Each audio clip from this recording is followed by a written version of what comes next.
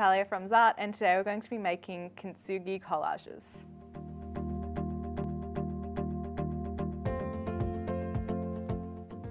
So here's an example of what we'll be making today. So we've got our Kintsugi inspired vases, teapots, teacups. But first of all, what is Kintsugi? So Kintsugi literally translates into joining with gold in Japanese. So the idea behind this is embracing your imperfections.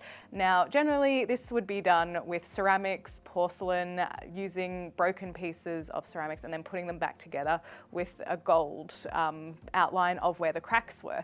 So because we're not working with pottery or porcelain or anything like that, we're working with collages because it's a really interesting idea that is great to talk to students about, especially within artworks. So I wanted to create a lesson where you can still look at the ideas of Kintsugi but translate it into something that's probably a bit more accessible for younger students, especially primary students, and something that they'll be able to achieve. So we've turned our pottery into a collage instead. So we're working with torn paper and either gold leaf or a gold marker to create those golden outlines. So there's a few different ways that you can go about this lesson. So I'll give you some different options on how you can work with this kind of project.